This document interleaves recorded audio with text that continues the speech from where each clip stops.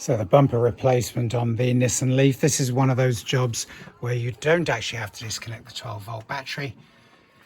But anyway, easiest done on a ramp because we've got to get to a whole load of bolts down underneath here where the bumper attaches to the various under trays and so on. So I'm going to do it on a ramp, but it's quite feasible to do it just on some axle stands with the front up in the air. But anyway, first job is to remove all the clips holding this plastic trim in position, and then we're going to do the same for the plastic trim in here. It's just the usual lift the dot trim clips.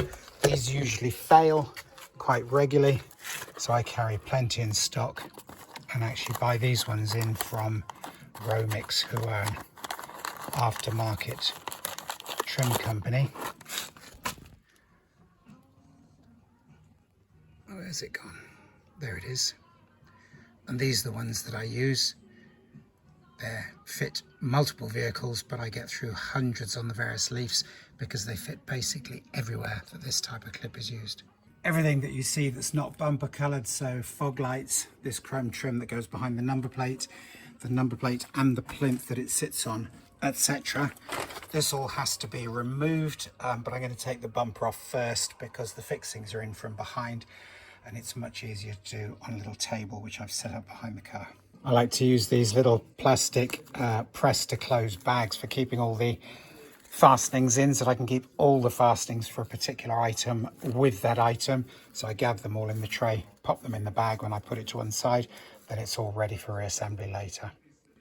With this one being a top spec model, it's got the front camera in the bottom of the emblem here, which wires through inside the flap here and goes through the plastic housing that we're taking off. But this is very straightforward because there's a connector here. I can undo that and then just clear this trim out of the way. Once the plastic trims are off, you can see that there's two remaining clips, which I've previously marked their positions with a bit of Tipex. These two clips have to go back on when the bumper gets refitted before any of the trims go on. They just hide underneath the top trims, but well worth not forgetting. There's also a couple of 10mm headed bolts that go through the bumper into the kind of charge port support frame, so those have to come out too. You can see now how the top of the bumper is all free. So we've now got to focus on the trims under here. Just inside here, inside the wheel arch, there's a 10mm headed bolt which holds it to the retaining clip on the wing, where it actually attaches to the wing. Excuse the tape, but you'll see what I mean later. There's a plastic trim that it just clips onto, and the trim is bolted and clipped to the wing. Much more easy to understand once you see the later pictures. So the wheel arch liner in this car has been damaged. It's got all sorts of splits and things underneath there. So first job is to take off the front wheel, and then I can remove my aftermarket mud flaps, and then there's an assortment of clips holding the wheel arch liner in, but I'll guide you through it. This is particularly useful to know when you're changing an ABS sensor, because that hides up here between the liner and the front wing. So there's a number of these clips holding the inner wheel arch into place. I've got these aftermarket mud flaps fitted as well, and then there's a couple of clips up here inside the inner wing area and a couple up the top here. So I'll pull all the clips out, then we can pull this trim out. Not necessary to pull it out to change the bumper, but because the wheel arch liner itself is broken, I'm going to change it while I'm in here. It will give us far better access for me to show you the retaining screws here where the bumper joins the front wing. There's a couple of self-tapping screws on the back edge of the wheel arch liner holding it to the front wing, so those have to come out too. There's a couple of retaining. There's always at least one of these plastic clips that fails. That's why I keep a whole pack of them on the shelf ready to replace any that give me trouble. This is the other common way these clips fail. They tend to lose one or more of the legs. Obviously no point messing around with faulty parts when they're that cheap, so another one from the new parts bin will replace this. So I've got all the clips and retainers removed from the back half of it. It's still tucked up inside the front wheel arch here, but I have done the 2 retaining clips in the wheel arch.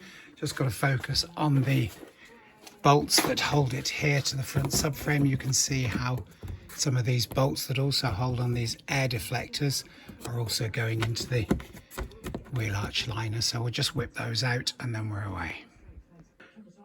And for the want of removing the 5 bolts that hold these air deflectors on each side, I like to just drop these off because it makes the access so much better for removing both the wheel arch liner front and the actual bumper itself. One of the bolts that holds the under tray on also holds the inner wheel arch liner on. So we're going to have to whip that one out to remove the wheel arch liner, but obviously we're going to have to take them all out to remove the under tray. There's one more here that's holding in the wheel arch liner. I'll do both at once. So the front under tray is held on as usual with a number of these breakable plastic clips. Trying to find it to show it to you. There we go. Here's one I've had to change previously because they do tend to break. And there's 10mm headed bolts all the way across the front here. And there's one tucked up at the back there as well. Going to whip all those out quickly, then the under tray will just drop down for us. Because I take the under tray off quite regularly for things like diff oil changes and so on, I always put copper slip on the bolts to ease them going back in. Makes them much easier to take them out again on a subsequent set of work. When everything's out of the way, there's just one last little clip. Obviously there's a matching one on the other side, much easier to see with the under tray removed. Of course, while I'm here, also do the diff oil on principle. So take this last one out and then we're ready to pull the plastic wheel arch liner out. So as with the back of this wheel arch liner, I've got all the mountings removed from the front now. So it's just a case of unhooking it from behind the bumper and the wheel arch itself here, and then it'll just pull down easily. And then with the last of the retainers withdrawn and it's all unclipped from behind the wheel arch lip and the bumper lip, the plastic wheel arch liner literally just drops down, it's split in the middle, so it comes off nice and easily. And you can see here there's a windscreen washer pipe, plenty of wiring, and the ABS sensor which goes down here into the back of the hub. But this goes up behind the wheel arch liner here to the multi-plug. I'm showing you this one because I've had to change a few of these. Always the right hand front for some reason. Okay, and now with the wheel arch liner removed, it's easy to see the 10mm bolt that we have to remove to release the corner of the bumper from the wing. There's one the same the other side, so I'll just have those off, and then that's pretty much it. So for the front bumper removal, if you're not taking the wheel arch liner right out, it's actually possible just to unbolt it down the bottom here, make sure it's got some play, and then by pulling this corner back, you can just see there the head of the bolt that's holding the corner of the bumper in. There's a plastic trim like this which is fitted to the front edge of the wing. The bumper just clips onto this now that we've removed the bottom bolt. This bracket itself, I've got a replacement because the one on this wing is broken, but this bracket itself just clips into the inner wing with these two, and then a couple of bolts going through the clips to hold it really securely.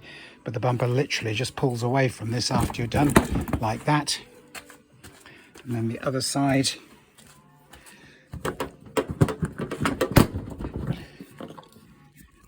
Seems a bit brutal, but it does the job. There we go, pulled away. The bumper's actually trying to fall off now, but I've still got to undo the wiring to the 2 front fog lights before I let it come down. So there's these 2 multi-plugs that go onto the back of the fog light, daytime running light assemblies. Once those are unclipped, you can just drop the bumper down, and in this case, strip everything off and chuck away the remains. So once the bumper's off, it's easy to see the mountings. This was where we had to take the screw out from the front bumper earlier. This plastic trim is just held, secured in place with 2 bolts. There's a bolt here. There's a series of bolts underneath the headlamp here. There's a couple of bolts down at the bottom of the inner wing here, but this is worth noting. These inner wings always fill up with muck, so it's often worth just freeing off the wheel arch liner the other side and just removing the muck. This rubber bung will pull out and we'll undo the indicator repeater connector, and then we'll go up to the top and we'll move on from there. So this is easier to show you on the loose wing that I've got to replace with those two bottom bolts we've looked at previously. There's two bolts here that are hidden by the front door, and there's a third one there. This tab slides in behind the front window in the A-pillar, and then there's various bolts. You can see the holes for them along the top here, which means taking the headlight out first. So the indicator repeater, it's a bit difficult to see up here, but it just twists to come out.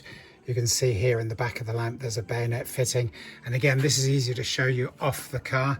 It basically clips in like this and then clips up, so when you're wanting to release it, if you push it towards this pin, so usually forwards in the car, and then hold this clip in as well, then it will release and just pop out of the wing. So it's just possible to see and to get to the bolts that are hidden by the front door. There's one here. The door doesn't open particularly far because the car's on the ramp, but it's just far enough. And then the other one that's hidden in, you can see the bracket down here, just here it is. There's just enough room inside the door with it open to get to that bolt and whip that one out too. So this top bolt, it's only on a sliding fitting, so you can actually leave the bolt there and just slide the wing out from underneath it. The bolt that's lower down, can't really see it from up this high. I'll re-look at it again from inside the door aperture. That one does need to come out. So I'm going to go in towards this bolt because it's really not easy to find or to see. But with the camera you can see I can poke it in there. So that one needs to come out too. I'm actually going to have a look at this from underneath with the door open because I think there's going to be better access. Just need to whip that one out and then I can go to the headlight. So a little bit easier to see and to get to this bottom bolt from underneath. With a flexible drive on the end of the ratchet, that should be no problem. And there we go, with a flexible head on the end of the extension arm on the ratchet, that was very straightforward. So that's out. I'm going to move up towards the headlight now.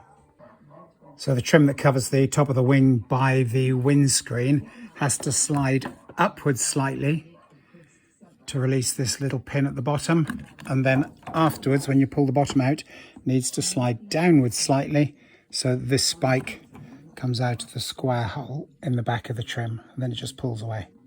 There are two bolts that hold this triangular kind of dummy lamp thing on the top.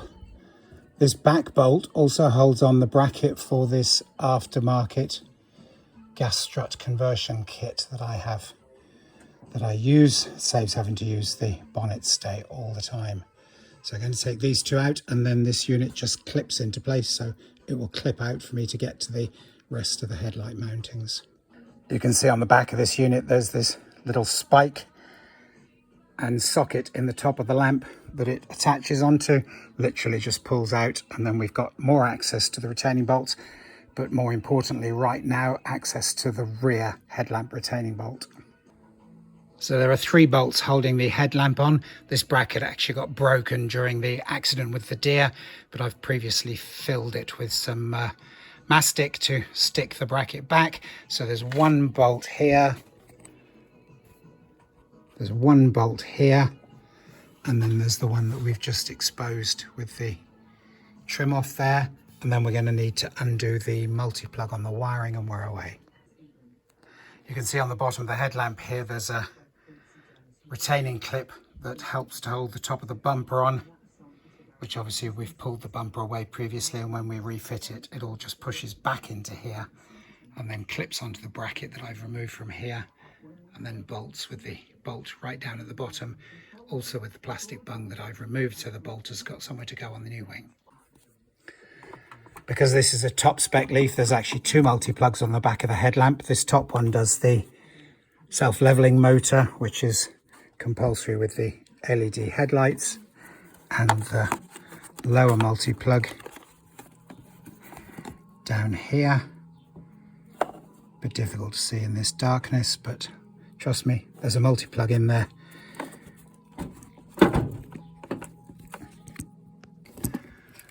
The multi-plug just has a tab on the bottom that needs to be pressed to release it, and then it'll pull away. Then the headlamp's clear to come off the car. Now the headlight's out of the way, we can quite clearly see what should be the last two bolts. Nope, there's a third one up there. If we take all of those out, then the wing should slide forwards out from underneath the window, and then we can pop the new wing in afterwards. And there we have it. The wing is off. That was fairly straightforward. The rubber seal that goes down the back here was a bit sticky and was trying to keep it in position, but nothing that caused any real issues. Here's the captive nut for that bolt we were having trouble with earlier. The other thing to note is that there's always a build-up of muck from leaves and stuff in behind here, so it's always worth just clearing out while you've got the space. And straight away we're ready to put the wing back on again. A little bit of the foam that goes on the wing where it meets up with the A-pillar is missing on this used wing that I've painted in the correct colour, so I'm using a bit of this Worth waterproof tape that has a nice sticky edge on it once I take this backing off. So yeah, I'm just going to replace the bit between here and the bottom, and then I can pop the wing back into place. And there we go. There's a bit of the waterproof, draft-proof seal. It looks a bit too big, but this one's actually designed, it's 15mm open and 3mm compressed. So that will compress down perfectly to meet whatever gap is left by the wing, or if there's almost no gap, it will still compress and provide a nice seal to stop any muck or water or anything from coming past it. Here in behind this little front window is the little tab that this bracket here has to line up with. This other bracket will slide in behind the bolt that we loosened off earlier, and then we're ready just to push the wing in and put all the bolts back. So the wing's refitted in the reverse procedure of taking it off. I've already taken the liberty of fitting the new bracket on the front here, so time to put the headlamps back, and then we can think about the bumper and then the inner wheel arch. So the last bolt for the wing, which was the one that was really difficult to get to, now that I've got the car out of the workshop, I've got the door fully opened and you can see where it should be much more easily than the slightly obstructed views earlier. Getting it out was fine, but getting it lined back up to put it back was almost impossible, so kept it till last.